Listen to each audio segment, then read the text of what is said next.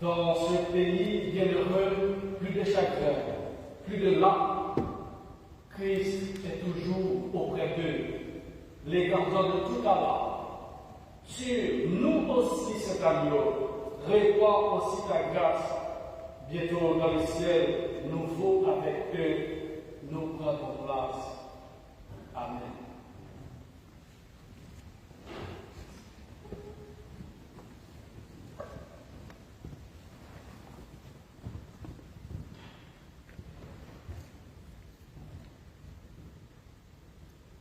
Chères sœurs et frères bien-aimés, chères auditrices et auditeurs,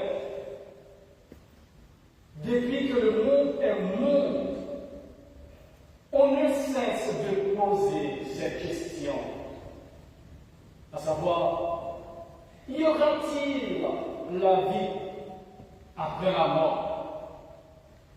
Est-ce que les morts ressusciteront? Y aura-t-il une résurrection?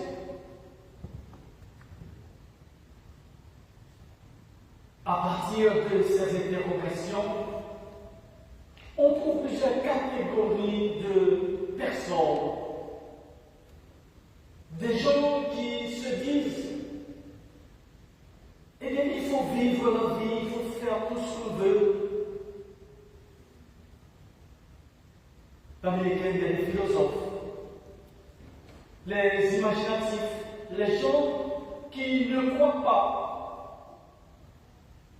Heureusement, il y a aussi les croyants, c'est-à-dire ceux qui croient dans la révélation divine.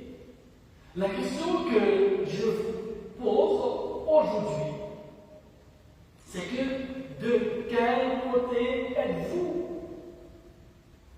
Est-ce que vous êtes du côté des croyants?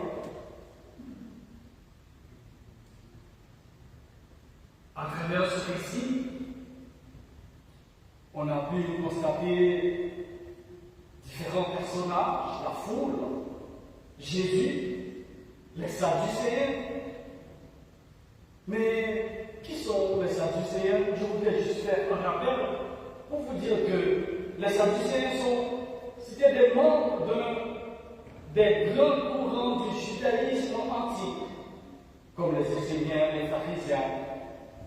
C'était des gens issus de familles riches qui rejettent les traditions orales adoptées par les pharisiens.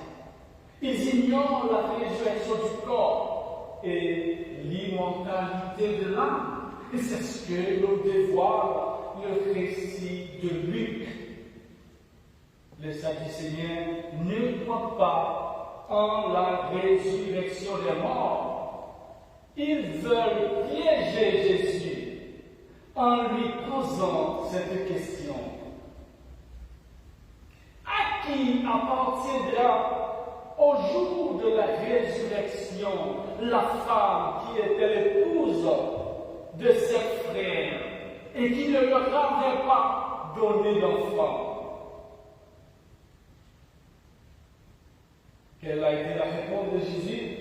Eh bien, Jésus, un habitué de la rhétorique, ne répond pas directement en voulant tout simplement faire comprendre aux Sadducéens. Et à nous aujourd'hui qui êtes ici, à vous qui êtes ici aujourd'hui, que la résurrection ne peut pas être conçue comme une simple continuité de la vie d'ici-bas. Qu'est-ce que Jésus vous répond par là? Qu'est-ce qu'il veut dire? C'est comme si Jésus disait que il ne faut pas concevoir la résurrection, c'est pas comme un déménagement. Quand on va déménager, par exemple, on déménage avec tout. Et non, il faut que je prenne ça, il faut que je prenne ci, etc. Mais non, ça ne passe pas comme ça, la résurrection. Ici, il y a certaines habitudes, peut-être mauvaises habitudes, dans ce monde-ci. Eh bien, passer de ce monde-ci à l'au-delà, eh bien, il faudrait laisser, quitter, abandonner certaines habitudes puisque ce n'est pas la même chose, ce n'est pas le même son de cloche. Oui, parce que les Sadducéens étaient préoccupés par la question matrimoniale, mari-femme. Jésus veut montrer que c'est l'amour sans intérêt qui prime dans le monde de l'au-delà. C'est l'amour sans intérêt. C'est pas l'amour, c'est pas un amour parce que c'est ma femme, c'est pas un amour parce que c'est mon enfant, c'est pas un amour parce que je vous aime bien, mais c'est un amour inconditionnel. Oui, Jésus nous dit, on ne peut pas imaginer le monde à venir à partir de la vie que nous menons ici. Mais tout ça, on parle surtout toujours de la mort, mais est-ce qu'on se pose aussi la question, c'est quoi la mort? Non. En ce qui concerne la mort, moi je me demande, peut-être si la mort n'existait pas, il faudrait peut-être l'inventer. Imaginez-vous une seconde que la mort n'existait pas. Alors la mort existe, vous voyez à quel point le monde est égoïste. C'est chacun pour soi. Alors ce qu'on le sait, on sait qu'à n'importe quel moment donné, la mort peut passer. Mais si la mort n'existait pas, on serait comment? Moi, je définis la mort de la manière suivante. La mort, c'est un rappel à la fragilité et à la petitesse de l'homme. Homme, souviens-toi que tu es poussière et que tu retourneras en poussière. Genèse 3, 19.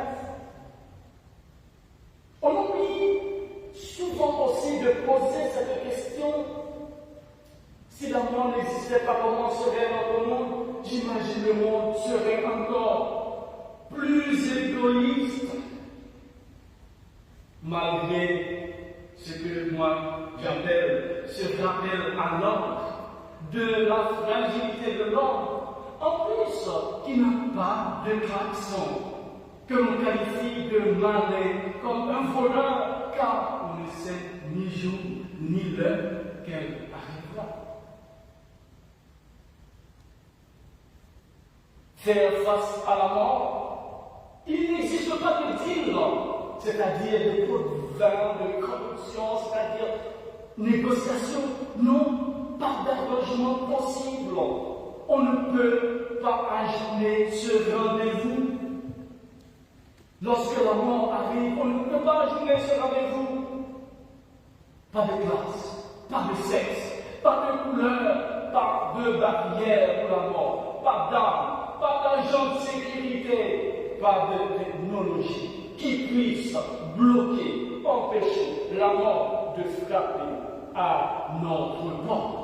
Et qui disait souvent, elle arrive de la manière la plus discrète, inimaginable et impitoyable. Je vais vous raconter une anecdote réelle. Le 15 octobre dernier, lors d'un concert à la Corne Arena Paris, il y a un chanteur, la salle était pleine à craquer comme un œuf. Il y a un chanteur haïtien, Michael Benjamin, âgé de 41 ans, est mort des suites de malaise sur scène. Quand la mort frappe à ta porte, à votre propre, à notre propre, on ne peut pas imaginer.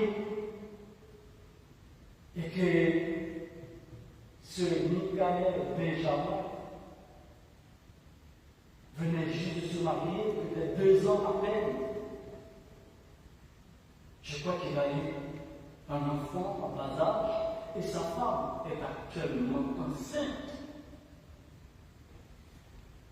La mort. Si on pouvait arrêter, stopper, on pourrait dire à la mort de ne pas prendre maintenant.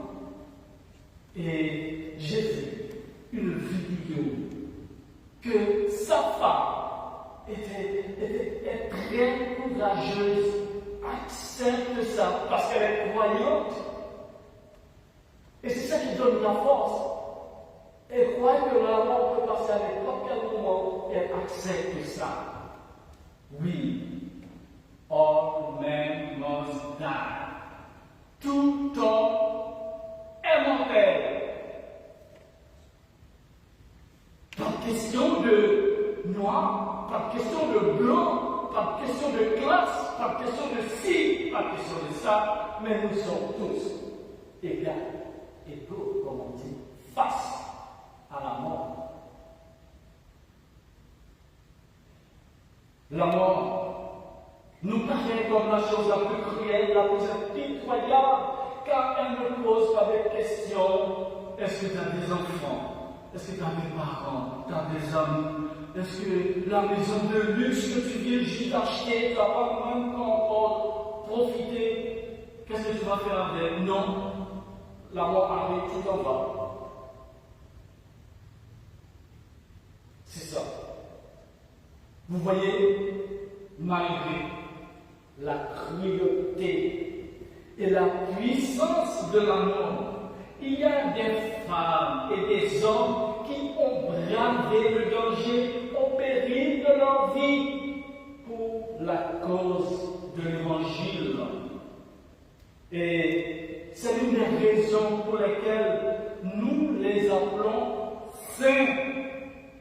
Nous ne les adorons pas, mais nous les honorons en signe de reconnaissance de leur travail bien fait, de paix, d'amour, de charité, car ils nous ont montré aussi que la construction du royaume de Dieu doit commencer là où nous sommes. Ce n'est pas un royaume imaginaire, mais on doit travailler pour rendre ce royaume que l'on parle n'existe pas. C'est Paul. N'a-t-il pas raison de dire si Christ n'est pas ressuscité, notre foi est vaine. Mais la question qu'il faut se poser, comment peut-on transformer cette foi dans notre quotidien? Qu'est-ce que nous avons posé comme acte concret pour montrer aux autres que nous sommes tous de passage sur cette terre en mettant en pratique les vertus chrétiennes, les vertus théologales, pour changer ce qui peut être changé, pour améliorer ce qui peut être amélioré. Qu'est-ce que vous avez fait? Qu'est-ce que vous comptez faire? Parce que la mort peut passer à n'importe quel moment donné. Oui, chers amis dans le ciel, vous qui êtes ici à la caméra, et pour les autres qui nous regardent à travers le monde, et que Dieu compte sur vous, vous pouvez faire quelque chose comme les gens qu'on appelle saints aujourd'hui.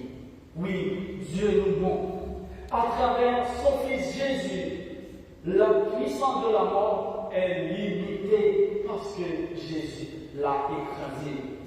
Tu perds en mort ta superbe puissance, le Saint de Dieu, ressuscité s'élance. On ne peut comprendre la résurrection que par la foi. Pour ceux qui croient et font la volonté de Dieu, la mort est une transition, un passage de la mort à la vie. Et c'est ce qui nous donne la joie de vivre malgré la perte de nos êtres chers. Chacun ici a déjà perdu quelqu'un dans sa vie. Un frère, un ami, un mari, une femme, un enfant, je ne sais pas, mais c'est ça qui permet de nous rebooster. Oui, chers amis, dans le Seigneur. Le psaume 16 a la solution. Il dit ceci. Car tu ne livreras pas mon âme au séjour des morts. Tu ne permettras pas que ton bien-aimé voie la corruption. Voilà notre assurance, notre foi, notre espérance. Qu'il en soit ainsi pour vous, mes frères et sœurs dans le Seigneur, de notre Père et du Fils.